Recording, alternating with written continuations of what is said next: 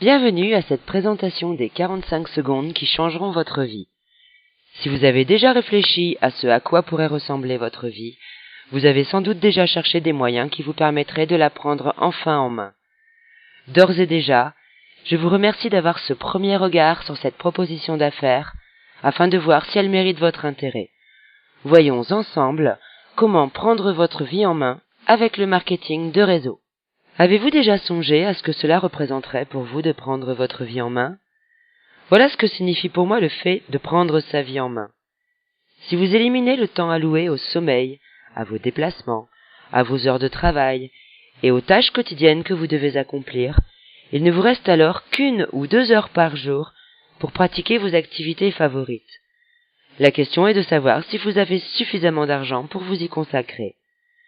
Nous avons découvert le moyen de prendre sa vie en main en établissant une entreprise à domicile. Ce système est si simple que chacun peut le mettre en pratique. Aucune technique de vente n'est requise, et ce système a de plus l'avantage de ne demander qu'un peu de votre temps. Ce qui nous amène à nous poser cette question. Qu'est-ce que le marketing de réseau ? Parmi les différentes méthodes de distribution de produits et de services, le marketing de réseau est la moins comprise. Décortiquons ce terme. Le mot marketing désigne l'action de diriger un produit ou un service d'un fabricant ou un fournisseur vers un consommateur. L'association au mot réseau signifie qu'un système de rémunération est proposé aux personnes qui en assurent la distribution. Mais en quoi le marketing de réseau est-il différent des autres méthodes de distribution ? Il n'existe en réalité que 3 méthodes fondamentales de distribution de produits. La première, la plus courante, c'est la vente au détail. Le consommateur se rend dans un magasin pour acheter des produits. La deuxième, également connue, c'est la vente directe. Les produits sont présentés et vendus aux consommateurs à domicile, le plus souvent sous forme de réunion. Et enfin la troisième méthode, beaucoup moins connue, qui est le marketing de réseau. La distribution des produits s'effectue par le biais d'un réseau de distributeurs qui les consomment, les partagent avec leurs amis, leurs voisins et leurs proches, mais ne vendent que très peu au détail. En pleine croissance depuis une petite 60aine d'années, le marketing de réseau est promis à un essor gigantesque au cours du XXIe siècle. Soyez-y attentifs. Prenons un instant pour éclaircir un point très important. En effet, le marketing de réseau n'a rien d'un système pyramidal. Une pyramide est une structure organisée du haut vers le bas. Seuls ceux qui y sont entrés au tout début ont une chance de monter au sommet. Dans la structure du triangle inversé du marketing de réseau, tout le monde commence en bas et a l'occasion de créer un vaste réseau, plus vaste encore que celui du parrain. Il est intéressant aussi de préciser qu'une structure pyramidale n'assure pas la distribution d'un produit, mais suppose des flux financiers uniquement, ce qui est tout à fait illégal. Ce que vous allez découvrir maintenant va vous permettre d'enfin comprendre le concept du marketing de réseau. Au travers de la synthèse qui va suivre, je vais vous présenter les 4 premiers séminaires d'un livre que vous lirez ensuite si vous sentez qu'il est grand temps de prendre votre vie en main. Dans le premier séminaire, nous verrons que 2 × 2 = 4. Le séminaire numéro 2 nous parlera du syndrome de l'échec chez le vendeur. Le séminaire numéro 3 des 4 choses que vous devez faire. Et le séminaire numéro 4 à creuser jusqu'à la roche-mère. Abordons le premier séminaire qui s'intitule 2 × 2 = 4. Ce chapitre traite de l'importance du travail en équipe et du soutien aux distributeurs qui démarrent dans votre réseau. C'est au cours de cette illustration que nous commençons à utiliser le terme parrainage. Nous verrons que nous n'avons pas besoin de parrainer la terre entière pour réussir. Première hypothèse. Nous dirons que vous parrainez 2 distributeurs et que vous les formez pour qu'ils puissent en parrainer chacun 2 autres, ce qui fait 4 personnes de plus dans votre réseau. Puis, vous enseignez à vos 2 premiers distributeurs comment faire en sorte que ces 4 personnes parrainent à leur tour, ce qui donne 8 personnes dans votre réseau. En ajoutant encore un palier, votre réseau comptera 16 personnes supplémentaires. Prenons maintenant l'exemple du parrainage de 3 distributeurs. Voyons ce qu'il se produit si chacun parraine un distributeur de plus. Vous parrainez 3 distributeurs et vous leur enseignez à en parrainer chacun 3, ce qui nous donne un total de 9.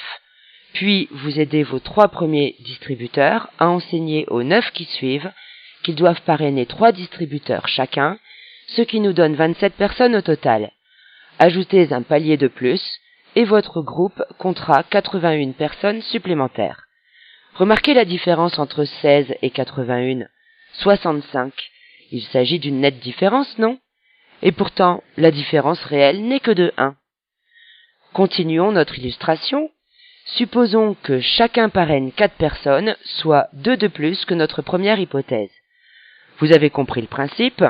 Vous enseignez à vos 4 distributeurs d'en parrainer chacun 4, ce qui fait 16 personnes de plus dans votre réseau.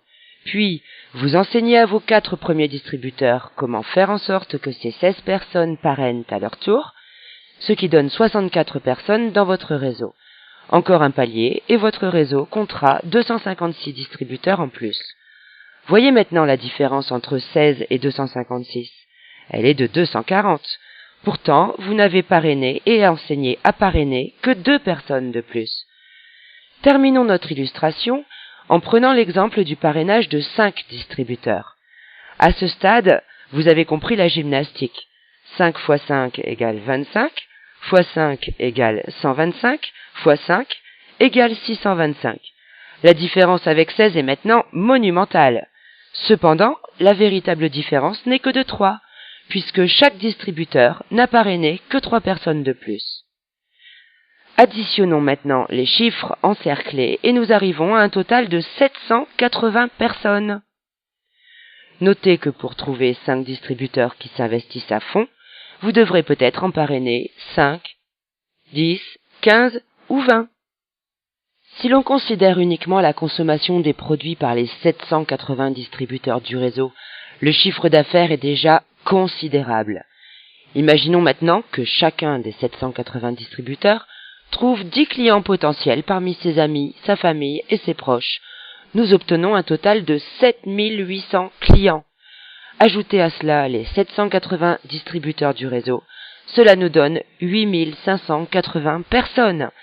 Ne pensez-vous pas qu'avec 8580 clients, votre entreprise ne pourra faire autrement que d'être très prospère? Mais attention, vous verrez au fil de cette synthèse que vous ne devez pas travailler simultanément avec plus de 5 distributeurs inscrits personnellement. Certes, une entreprise peut déjà être très efficace avec 3 ou 4 distributeurs au premier palier, mais aucune ne peut le demeurer avec un effectif supérieur à 5. Le chapitre suivant traite du syndrome de l'échec chez le vendeur. Vous y comprendrez pourquoi il vaut mieux parrainer 10 pédagogues plutôt que 10 vendeurs. Souvenez-vous, l'erreur la plus commune est de faire la confusion entre la vente directe et le marketing de réseau. C'est encore plus vrai pour les vendeurs, ce qui ne veut pas dire qu'ils ne réussiront jamais dans le marketing de réseau. Il leur faudra en revanche posséder une bonne compréhension de ces 4 séminaires qui s'avèrent primordiaux pour bien démarrer. On pense souvent, et les vendeurs en particulier, qu'il suffit de parrainer un nouveau distributeur pour dupliquer notre effort. Dans cet exemple, vous avez parrainé Thomas. Or, si vous quittez le réseau, Thomas le quittera aussi. Le réseau sera alors interrompu. C'est pourquoi vous devez expliquer à vos distributeurs que la duplication ne se fait qu'à partir du 3e palier. En effet, si au contraire vous avez appris à Thomas comment parrainer Carole, vous commencez alors vraiment à vous dupliquer vous-même. Mais si Thomas ne sait pas comment former Carole, le réseau sera interrompu à nouveau. C'est pourquoi vous devez enseigner à Thomas comment former Carole pour qu'elle puisse à son tour parrainer Béa. C'est après avoir constitué 3 paliers que la duplication intervient. Le réseau continuera à exister même si vous ne vous en occupez plus. Savoir enseigner, savoir former sont des gages de réussite dans le marketing de réseau, alors qu'il n'est pas forcément nécessaire de savoir vendre. Donc en résumé, vous enseignez à Thomas comment former Carole à parrainer Béa. Ce message est important car il constitue la clé du succès dans une entreprise de marketing de réseau. Voici comment procède le vendeur typique. Il assiste à une démonstration des produits, recueille les témoignages de ceux qui les utilisent et s'informe des résultats obtenus. Fort de ces données, il va se lancer à corps perdu dans la vente. Première erreur. Lorsque vous lui expliquez que pour réussir, il doit parrainer des distributeurs, il met alors toute son énergie dans le parrainage. Deuxième erreur. Ce parrainage à la chaîne va générer autant d'abandons que de nouvelles candidatures. Pourquoi ? Parce que l'on ne peut pas travailler efficacement à plus de 5 en même temps. Imaginons que notre vendeur, en bon professionnel qu'il est, a parrainé 130 distributeurs qui en ont parrainé chacun 5, ce qui fait 650. Ajoutez ce chiffre aux 130 distributeurs du départ, nous obtenons un total de 780 distributeurs dans le réseau. Cela vous rappelle-t-il quelque chose ? À votre avis, quelle est la méthode la plus rapide ? Parrainer 5 distributeurs sérieux et leur enseigner à en former d'autres ?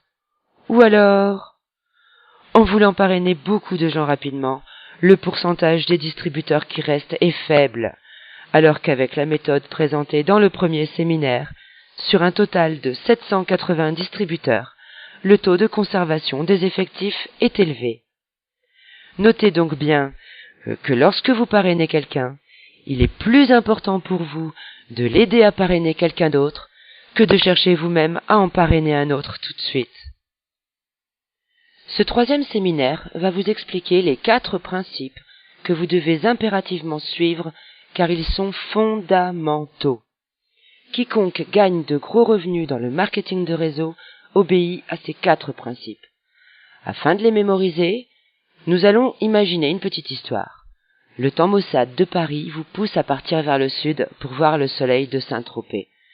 Quand vous arriverez à Saint-Tropez, vous aurez atteint le poste que vous visiez dans votre réseau. Autrement dit, vous aurez réussi. Le premier principe. Donc la première chose que vous devez faire est de monter dans votre voiture et de démarrer. Dans le marketing de réseau, personne n'a jamais réussi sans avoir démarré. Le capital de démarrage peut se situer entre 50, 100 ou même 500 € selon l'entreprise. Deuxième principe. Puisque vous partez en voyage, vous allez devoir acheter de l'essence, de l'huile, bref, des fournitures qu'il vous faudra remplacer à plusieurs reprises. Dans le marketing de réseau, vous utiliserez encore et encore les produits de l'entreprise que vous représentez. D'ailleurs, la plupart des entreprises de marketing de réseau vendent des produits de consommation courante. Le troisième principe. Donc la troisième chose que vous devez absolument faire est de passer en 4e vitesse.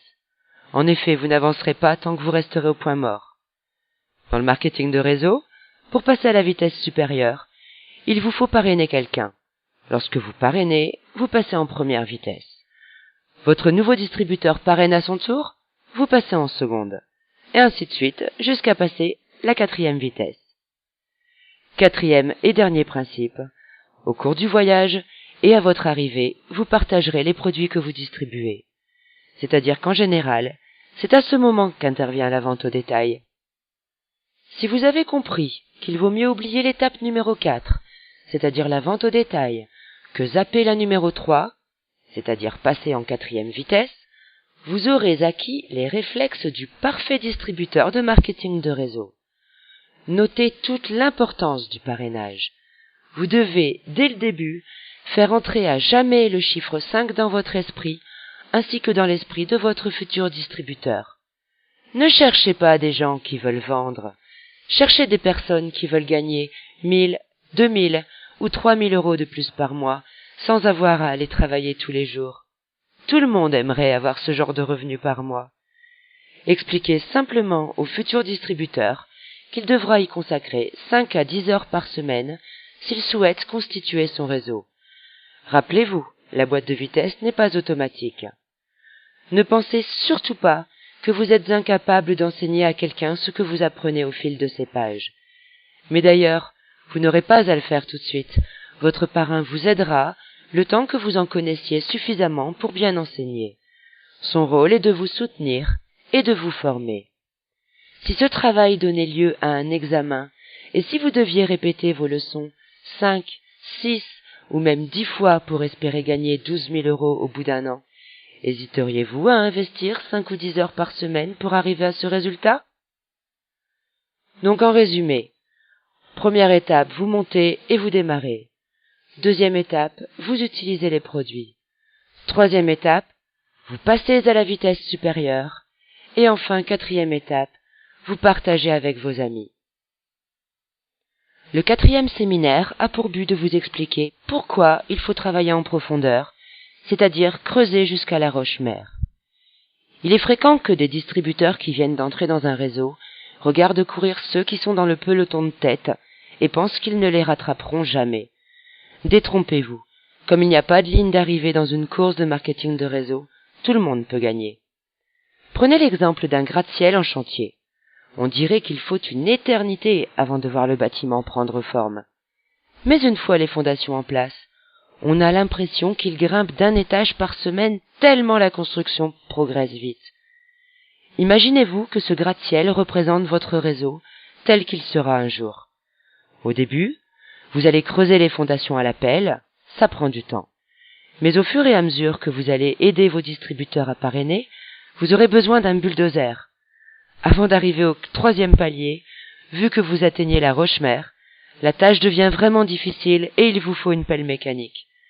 Mais à l'instant où vous atteignez le troisième palier, vous pouvez enfin commencer à construire en hauteur.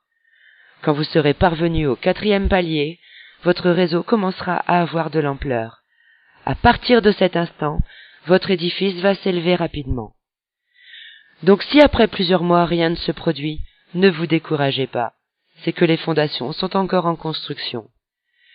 Par pitié, ne faites pas comme le chercheur d'or qui creuse pendant des mois sans rien trouver et qui abandonne alors qu'il se trouve à quelques centimètres d'un filon important.